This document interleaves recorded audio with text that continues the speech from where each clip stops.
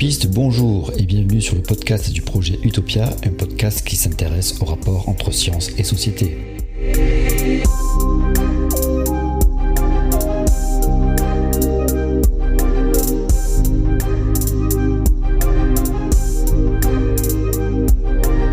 Aujourd'hui, nous retrouvons Jérémy Attard pour un troisième et dernier épisode autour de sa thèse vers un modèle unitaire de la scientificité. Une question essentielle traverse ses recherches: existe-t-il une frontière claire entre ce qui est scientifique et ce qui ne l'est pas ?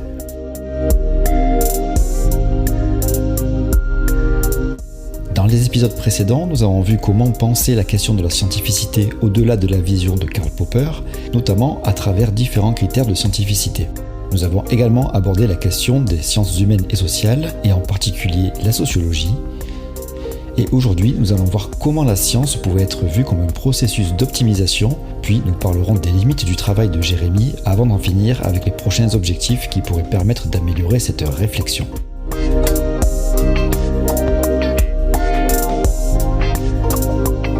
Une fois n'est pas coutume, préparez votre aspirine et bonne écoute.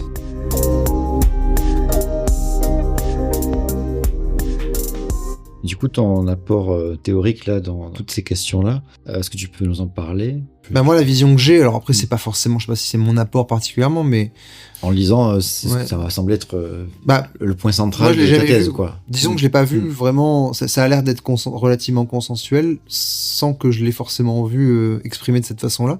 Mais l'idée, c'est vraiment d'imaginer que la scientificité, c'est une propriété qui émerge d'un processus d'optimisation.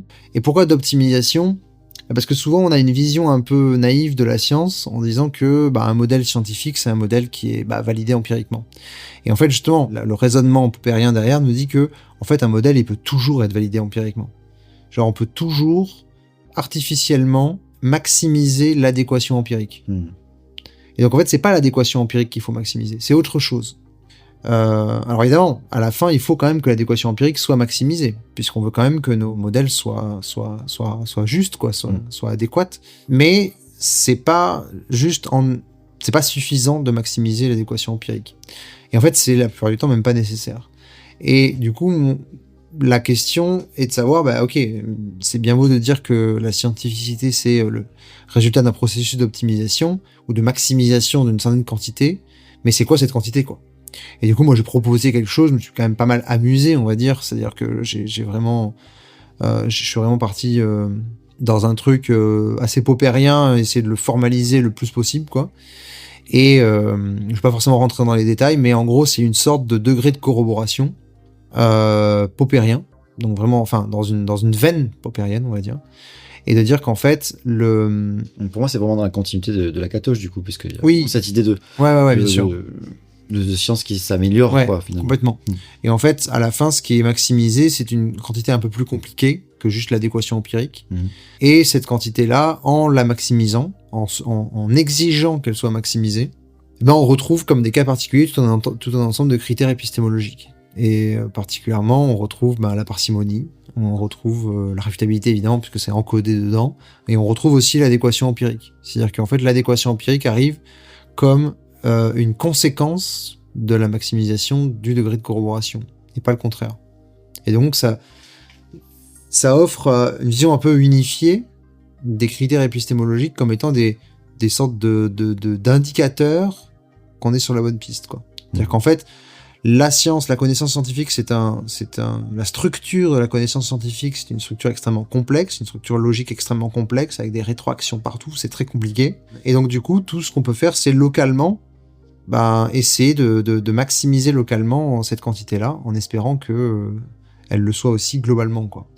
Et a priori, et ça se base encore sur ce qu'on appelle le holisme de la confirmation, c'est-à-dire que ça voit vraiment notre connaissance comme une sorte de réseau de toiles d'araignée, de plein de propositions, de plein d'énoncés, etc., les uns avec les autres.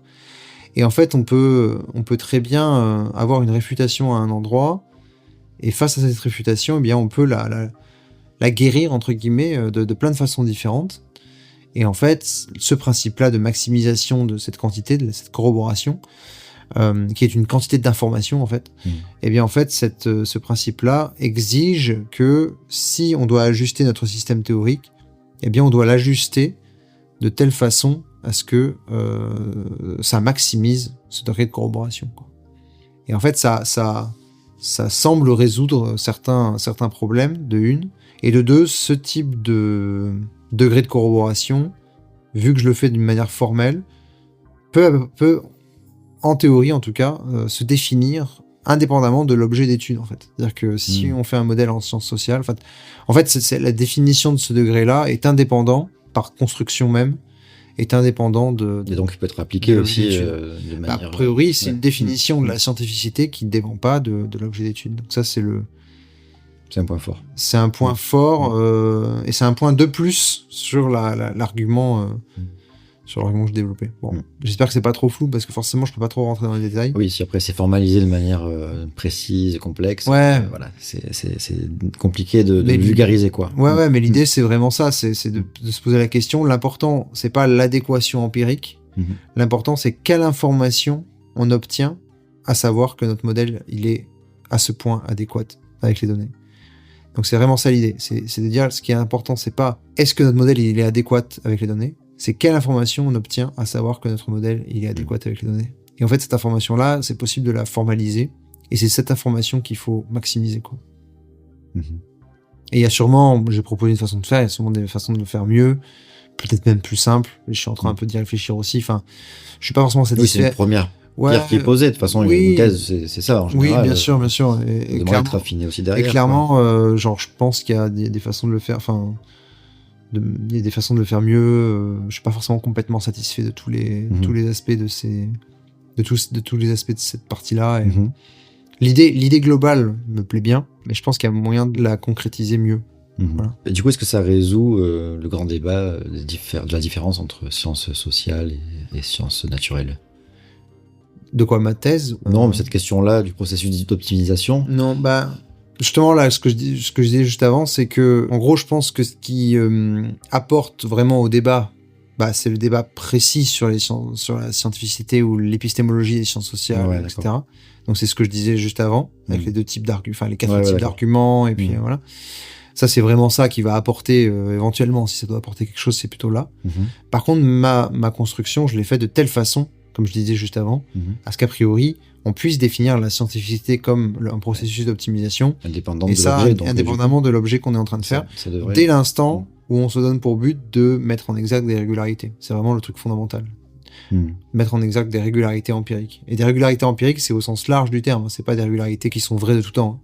C'est des relations non triviales entre des variables, quoi. C'est vraiment ça, des régularités empiriques. Et je pense que mettre en exergue des relations non triviales entre des variables, c'est ce que toutes les sciences essaient de faire, fondamentalement.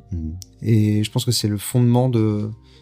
Je dis de manière un peu formelle, mais ça reste le fondement, je pense, de toute approche scientifique du monde. Du coup, tu parlais des limites conceptuelles. Moi, j'aime bien parler des limites façon des théories, ou des cadres théoriques, parce que c'est ce qui permet de bien comprendre de quoi on parle, quoi. Oui, je pense que les limites, elles sont assez claires. C'est-à-dire que je me focalise sur un type d'objet très particulier. Il y a plein d'autres choses qui sont à prendre en compte dans la scientificité. Typiquement, encore une fois, c'est un modèle idéal. C'est exactement le même type de modèle que je disais avant. C'est-à-dire que on est en train de dire la scientificité, c'est le résultat d'un processus d'optimisation. Mais ce processus d'optimisation en lui-même, en fait, il est collectif. Il dépend des données disponibles à un moment donné et il dépend des théories concurrentes. C'est-à-dire que quand on dit que c'est le modèle qui est le plus optimisé, c'est par rapport à d'autres modèles qui existent. Ça, c'est un truc qui est connu depuis longtemps. C'est que la scientificité était forcément dépendante dans certains contextes. Et donc, même si on est en train d'optimiser collectivement... En gros, c'est comme quand on essaie on argumente et on contre-argumente collectivement, et à la fin, on espère que le meilleur argument sorte, quoi. Donc, le fait d'avoir un meilleur argument, c'est un processus d'optimisation, déjà. Bien sûr. Donc, c'est vraiment ce type de choses-là, hein. C'est pas plus que ça, quoi. Et évidemment, ce processus-là réel, pas le processus idéal, mais le processus réel, il est beaucoup plus chaotique que ce qu'on peut imaginer. Et la limite aussi de mon approche, c'est qu'elle reste formelle, c'est-à-dire que ce degré de corroboration, il est quantitatif, mais en fait, il nous dit, on peut pas le calculer, quoi, la plupart du temps. En fait, ce qui est plus intéressant, c'est pas de le calculer, c'est de montrer que c'est possible d'en définir un. Mais en soi, ça nous aidera pas. Malheureusement, on va pas pouvoir prendre ce degré-là et le calculer sur toutes les théories pour savoir ce qui est scientifique et pas scientifique, quoi. Donc c'est vraiment, ça reste quand même très théorique. On en revient avec le signe, on peut pas aller regarder tous les signes de non, mais Terre pour vérifier. On peut même pas le mesurer, quoi. C'est quelque chose qui est même pas, a priori, mesurable. Alors il y a d'autres indicateurs. C'est irréfutable, quoi, en fait. Non, mais, disons qu'il y a d'autres indicateurs, justement, que moi, le truc que je définis. Il y a d'autres indicateurs que j'ai vus dans les littératures, d'ailleurs, dont je parle un peu, et qui, pour le coup, ont un sens empirique. Des critères, voilà, statistiques, par exemple, et tout, enfin, qui ont des sens empiriques plus... Donc, vraiment des façons d'être mesurés à des moments. Et je pense que ça a peut-être plus de sens d'utiliser ce genre d'indicateurs-là. C'est des choses auxquelles je réfléchis en ce moment. Mais en tout cas, oui, clairement, une limite de mon travail, c'est qu'il est... Enfin, en tout cas, de cette partie-là, de formaliser un petit peu de formaliser le falsificationnisme, c'est que il reste très théorique, et donc c'est la possibilité même de pouvoir le faire qui nous apprend quelque chose, mais cet indicateur-là, on peut pas le mesurer en soi, quoi. Donc on va pas pouvoir donner un score de scientificité, alors qu'en fait c'est ce que ça fait, hein. Et on peut pas le mesurer, ce score de scientificité. Ouais, je vois. Mais je pense qu'en le construisant, ça nous apprend quand même des choses. Ça synthétise des choses. En vrai, j'ai pas l'impression d'avoir fondamentalement inventé un nouveau concept ou quoi, hein. J'ai l'impression d'avoir mis ensemble des choses et de synthétiser, d'avoir moi-même une vision plus claire de la question, des choses qui étaient déjà un peu sous-jacentes dans les échanges. Oui, complètement. Bien sûr. Ça fait partie du travail, de toute façon, d'arriver à éclaircir des concepts et les... Oui. Et puis même, moi, je suis très content déjà d'avoir moi-même les idées plus éclaircies qu'il y a 4-5 ans. C'était le but initial. C'est carrément le but initial. Et au milieu, si j'ai pu l'exposer de manière assez claire, puis que ça puisse servir à d'autres, c'est encore mieux. Est-ce que tu penses, du coup, que c'est un travail qui va avoir une implication dans la recherche, dans le milieu ? J'en doute. Alors après, c'est une application concrète pour distinguer science et pseudosciences, ou une application que d'autres vont reprendre, ou... Les deux. Non, pour distinguer science et pseudosciences, je pense que c'est plus conceptuellement que ça peut être intéressant, encore une fois, mais je pense que dans la vraie vie, je sais pas s'il y a une fois où des travaux de philosophes ont vraiment eu dans le milieu, un impact. Je parle dans le milieu en général. Un impact dans la science. Je pense que Popper a quand même... Popper, il y a pas mal de gens qui ont serré les fesses quand même. C'est vrai. Mais non, après dans la recherche, pour l'instant c'est encore trop jeune pour le dire. J'espère que ça va intéresser des personnes et qui me contrediront, et voilà. Après l'idée. Alors n'écrivez pas ce podcast si vous voulez le contredire, écrivez-lui directement s'il vous plaît. Parce qu'après dans les commentaires, j'ai plein de gens qui. Bien sûr, mais c'est cool. Moi j'aime bien débattre. Mais c'est pas le meilleur endroit, quoi, les commentaires. Oui, les commentaires YouTube, c'est pas le meilleur endroit. Vous pourriez écrire, bien sûr.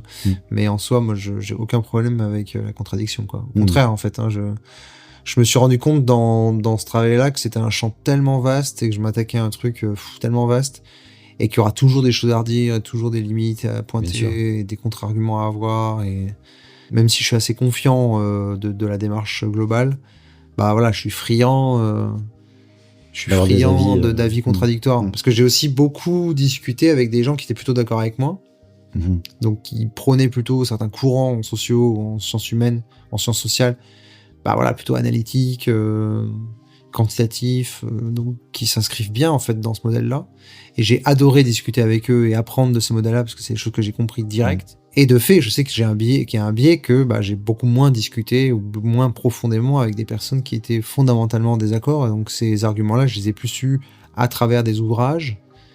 Mais je suis friand de discuter directement avec des personnes. Enfin, je sais que je suis conscient de ce biais-là, quoi. Je suis conscient que, évidemment, que pendant ces années-là où un de mes buts c'était d'apprendre des choses, du coup j'ai kiffé apprendre des choses sur des trucs qui me plaisaient, quoi.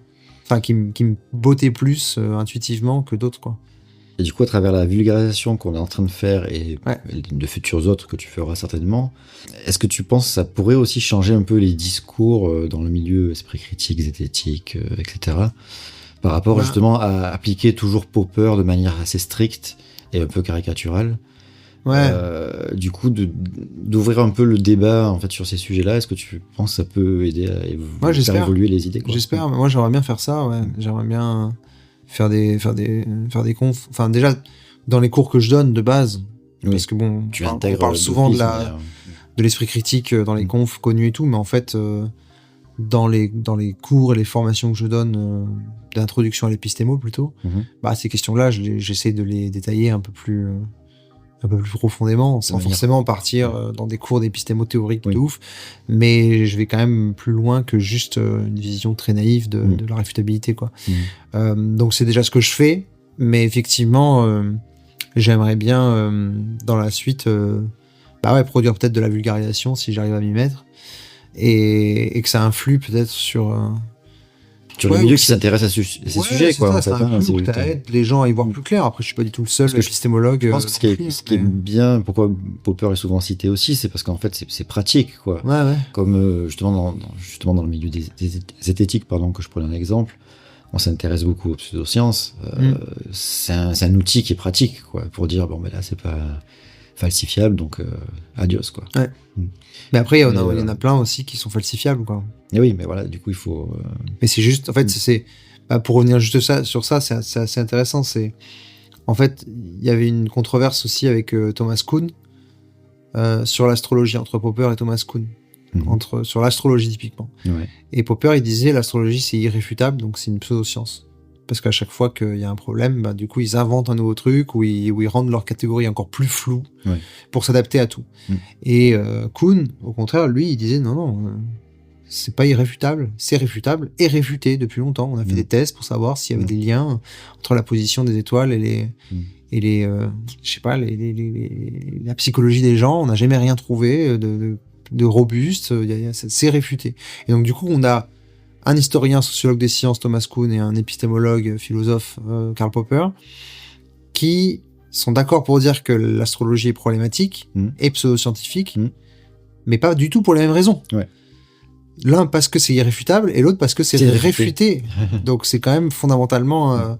Et c'est Lakatosh, en fait, qui arrive et qui dit, justement, les gars, si vous prenez le chou, c'est parce que vous n'avez pas les bonnes catégories. Et la bonne catégorie, c'est pas une théorie à un moment donné. La bonne catégorie, c'est la trajectoire. Et en fait, ce que Popper, il dit, ce que Carlo, il dit, c'est quoi? C'est, en fait, l'astrologie est une discipline dégénérative, un programme de recherche dégénératif. Parce qu'à chaque fois qu'il y a un problème, on met des pansements qui sont encore moins... Enfin, qui sont juste là, qui sont de manière ad hoc, quoi, qui sont là mis de manière ad hoc. Et du coup, si on met des pansements de manière ad hoc, c'est bien qu'il y a une réfutation. Si on corrige la réfutation, même si on la corrige mal, c'est quand même qu'il y a une réfutation. Et donc du coup, c'est à la fois non réfutable et à la fois réfutable et à la fois dégénératif. Et à la fois dégénératif. Et donc c'est vraiment la vision de Lakatosh qui arrive à régler les deux en même temps. Et donc rien que cette vision-là, cette petite nuance-là, je trouve que ça pourrait vraiment apporter... C'est pas beaucoup plus, quoi. Moi, quand j'enseigne le critère de réfutabilité ou ces questions-là, c'est pas tellement plus compliqué à c'est pas beaucoup plus compliqué et c'est beaucoup plus... En fait, le gain en termes de précision et de rigueur, il est vraiment énorme par rapport au coût assez minimal d'aller jusque-là, quoi. Et donc, c'est pour ça que je trouve que les vidéos de Vulga sur la réfutabilité, etc., devraient au moins aller jusque-là. Et encore, il y a des milliards d'autres trucs à dire. Mais rien que ça, déjà, ça détend un peu les gens, quoi. Et je pense que ça apporte déjà un peu des clés de lecture pour pas, justement, comme tu disais, que le critère soit utilisé comme un truc hyper frontal, genre c'est pseudo-scientifique parce que c'est irréfutable. En fait, c'est plus compliqué que ça. Alors, t'as un petit peu parlé déjà de quelques pistes de réflexion pour le travail à venir. Est-ce que t'en as d'autres? Ouais, j'en ai un paquet. Donc il y a une chose que j'ai développée pendant ma thèse, ce degré de corroboration informationnelle, donc la quantité d'informations qu'on obtient lorsque l'on sait qu'un modèle est adéquat empiriquement à un certain degré. Donc cette chose-là qu'il faut maximiser. Je pense qu'il y a des façons de le faire mieux, de manière plus simple aussi. Donc un peu formel, mais pas trop, pas autant que ce que j'ai fait, je pense. Je me suis un peu amusé je suis un peu allé au bout de mon idée pour un peu voir ce que ça donnait. Je pense qu'il y a moyen de le faire de manière plus simple et plus en accord avec ce qui est fait aussi dans la littérature en général.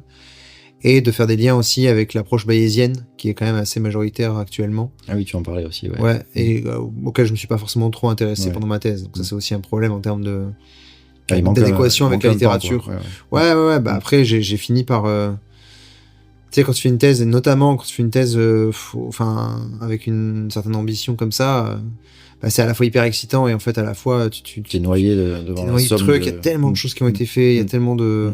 ce qu'on disait au début, c'est Même ambitieux, encore quoi. maintenant, il y a encore quelques jours, j'ai lu des papiers qui j'aurais dû lire il y a 4 ans et qui auraient probablement complètement changé la façon avec laquelle j'ai abordé ce problème-là, quoi. D'accord, ok. Et je dis putain, mais en fait, cette idée-là, il y a des gens qui l'ont eu il y a 30 ans et qui ont fait... Et c'est tout le temps ça. Toute ma thèse, à chaque fois que j'avais des idées, bah, j'ai développé un peu l'idée de mon côté, parce que j'aime bien. Et après, je me disais, bon, allez, je vais aller voir s'il n'y a pas des gens qui l'ont déjà fait. Systématiquement, tu finis forcément, volontairement ou pas, par tomber sur des gens qui, des années avant ta naissance, avaient déjà réfléchi à ces trucs-là et avaient proposé une solution.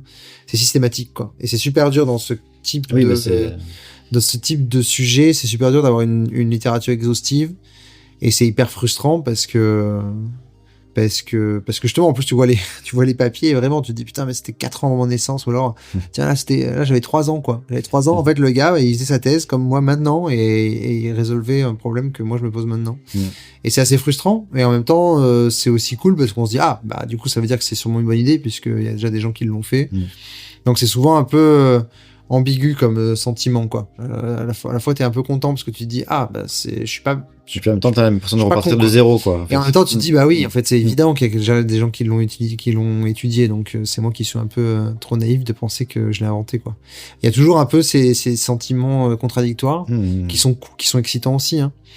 Et bon, bref, en tout cas... C'était le problème d'une littérature extrêmement riche, c'est que comme tu veux pas tout connaître, tu refais finalement le travail que d'autres ont déjà fait sans trop le savoir, et après, quand tu t'aperçois, il y a tellement de questions en plus différentes qu'on peut se poser, et...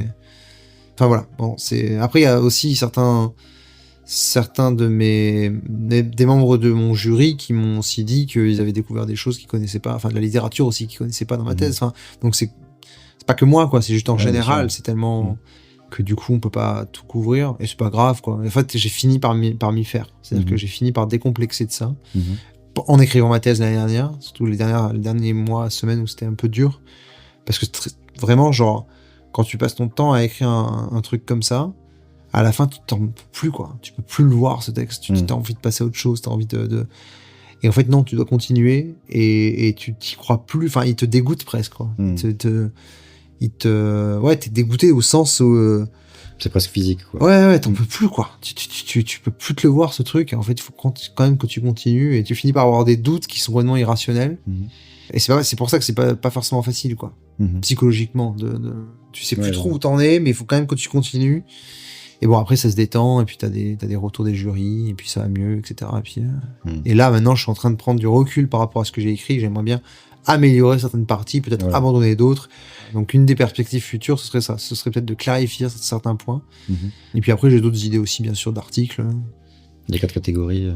Ouais, ces 4 catégories-là, ou même ce que je disais tout à l'heure, c'était le degré de corroboration que j'ai proposé, essayer d'en proposer un plus simple, peut-être, plus en accord avec d'autres choses, et plus en lien peut-être avec l'approche bayésienne aussi. En fait, il y a des liens que j'ai pas forcément faits, qui pourraient être faits. Mais du coup, tu t'es penché sur les papiers bayésiens depuis, ou pas encore? Si, un peu, ouais. Un peu. En fait, je m'y étais penché pendant ma thèse, mais j'avais été un peu frustré parce que ça semblait être parce que j'ai pas trouvé exactement ce que je cherchais, je crois. Mais peut-être que maintenant, avec plus de recul, c'est toujours pareil, quoi. Je m'y suis mis à un moment donné où j'avais moins de réflexion en tête. Maintenant, peut-être que j'arriverai mieux à me mettre dedans et à voir ce que ça peut apporter. Parce que en fait, le problème de la formalisation bayésienne, c'est que j'ai jamais vraiment compris le fondement vraiment formel de ce truc-là, quoi. Typiquement, quand tu dis, et notamment, c'est pas que des problèmes qui se posent à moi, hein, c'est des problèmes généraux du bayésianisme, typiquement de bien définir ce que ça peut être la probabilité d'une hypothèse, la probabilité d'un énoncé, la probabilité d'une donnée.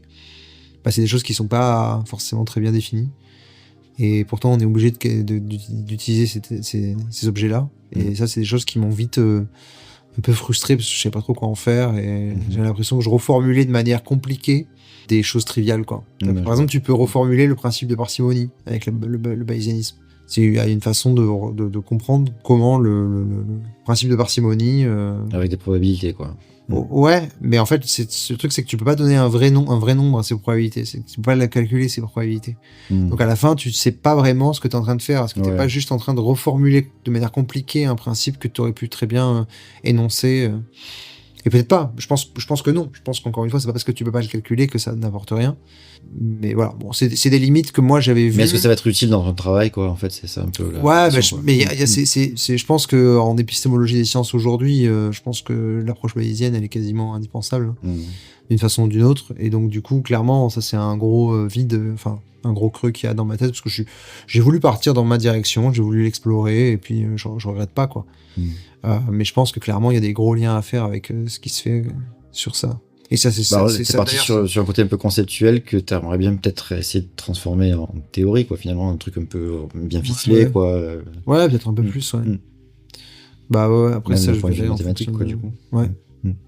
Et j'ai pas de problème non plus à utiliser justement des outils formels et mathématiques en épistémologie, quoi. Il y a tout un pan de la philo même qui utilise des mathématiques. Et c'est assez contre-intuitif parce que quand on pense à la philo, on a l'impression que c'est juste des concepts et du blabla, enfin du blabla, des concepts et un truc très littéraire, quoi.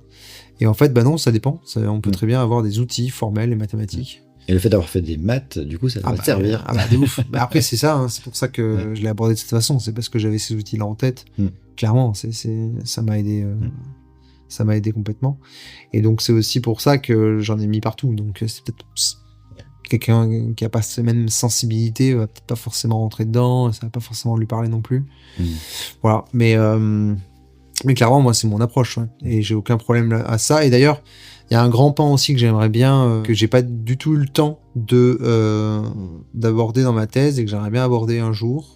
Encore une fois, hein, ça a déjà été abordé plein de fois, mais c'est la différence travailler sur ça. Pain au chocolat et chocolatine. Oui, bon ça c'est encore une autre, ce serait une formaliser ça, nouvelle thèse encore. Une nouvelle thèse, mais je sais pas si je pourrais en arriver à une conclusion. Non, mais c'est vraiment la question de la mathématisation. C'est-à-dire, du coup de l'utilisation des mathématiques dans certaines disciplines, et en particulier dans les sciences sociales. Je parlais de certains courants en sociologie qui utilisent des modèles mathématiques, donc ils modélisent les comportements humains, les modèles sociaux, enfin ils font des modèles de comportements sociaux et ils utilisent des maths, quoi. Ils ont pas de gros problème à utiliser des maths. Et il y a tout un pan, bien sûr, des pluralistes, des personnes qui pensent qu'on peut pas utiliser la même épistémologie, qui sont souvent, on va dire, en adéquation avec l'idée que c'est pas forcément légitime d'utiliser des mathématiques ou des variables quantitatives pour modéliser les phénomènes sociaux. Et là, il y a vraiment deux choses différentes. D'une part, il y a utiliser les mathématiques comme par exemple les statistiques. Ça, il n'y a pas beaucoup de sociologues, même des sociologues qualitatifs, il n'y a pas beaucoup de sociologues qui sont contre utiliser des statistiques. Tout le monde est d'accord que, bien sûr, que les statistiques sont toujours utiles. Mais l'utilisation des mathématiques dans les sciences, et dans les sciences sociales en particulier, c'est pas uniquement sur les statistiques. C'est pas uniquement genre j'utilise des stats pour mettre en exergue des régularités. C'est aussi dans les modèles explicatifs. Et en fait, ça, on le sait beaucoup moins. Mais en gros, on peut utiliser des modèles mathématiques pour modéliser les comportements individuels et en déduire ce qu'on est censé observer au niveau collectif, typiquement. Et ça, on utilise des maths, quoi. Enfin, on n'utilise pas des maths juste parce que ça nous fait plaisir, on utilise des maths parce que c'est vraiment très utile de les utiliser à cet endroit-là. Ça permet une lecture, quoi. Ouais. Et puis en fait, c'est toujours pareil. La puissance des mathématiques, c'est de pouvoir se substituer à 3 pages d'explication. En gros, tu as une équation. Si tu veux expliquer l'équation, il faut, en termes de mots, du coup, ça prend juste beaucoup plus de volume, beaucoup plus de concepts, etc. Et tu arrives à traduire ça en une dizaine, vingtaine de signes. Enfin, c'est un truc, c'est vraiment très puissant pour ça. Le coût de cette puissance-là, c'est évidemment que tu tranches de manière assez nette dans la réalité. Et l'important, c'est juste d'en être conscient, quoi, d'être conscient de ces choses-là. Et ça, c'est un pan que j'aimerais bien regarder, la mathématisation. Et les réfractaires, les personnes qui sont réfractaires à la mathématisation des sciences sociales, parce que le fait est que, historiquement, toutes les sciences qui ont commencé à se mathématiser ont reçu exactement le même type d'argument, à commencer par la physique. C'est très étonnant, mais en fait, à l'époque, ils faisaient de la physique sans maths, et les premiers qui ont essayé de mathématiser la physique, donc comme Galilée et d'autres, ils se sont pris les mêmes arguments. Et en fait, ils se sont pris des arguments qui ressemblent vraiment beaucoup aux arguments qu'on peut entendre contre la mathématisation des sciences sociales, mais de la biologie aussi et d'autres. Et donc du coup, c'est pas parce que il faut faire attention à comment on utilise les maths, bien sûr. C'est pas parce que c'est juste des maths qu'on fait de la science, c'est pas parce qu'on est en train de faire un modèle mathématique que tout de suite on fait de la science de ouf. Bien sûr, ça peut être tout autant pourri. Par contre, c'est pas parce qu'il y a cette limite-là que c'est pas légitime en fait d'utiliser les maths. Et donc j'aimerais bien vraiment creuser un peu plus ces arguments-là, et ça j'ai pas forcément eu le temps d'y aller. Il y a quand même une explication qui me paraît simple, c'est que la plupart des gens ne comprennent rien en maths, et que du coup ça paraît trop abscon, trop difficile d'analyse. Oui, mais c'est pas ça les arguments qui sont donnés. Oui, je sais, moi, je te donne les miens. Ouais, bien sûr, c'est grave. Ça c'est une possibilité, mais moi j'aimerais bien être charitable et regarder vraiment les arguments. C'est-à-dire vraiment dire, est-ce qu'il y a vraiment des arguments contre la mathématisation, et les regarder. Et les mettre en parallèle avec typiquement les arguments contre la mathématisation de la physique qui aujourd'hui oui, ça pourrait pas marcher sans mathématiques, quoi. Non, mais même juste ces arguments-là évidemment qui tiennent pas du tout la route puisque mais on voit que ça marche, quoi.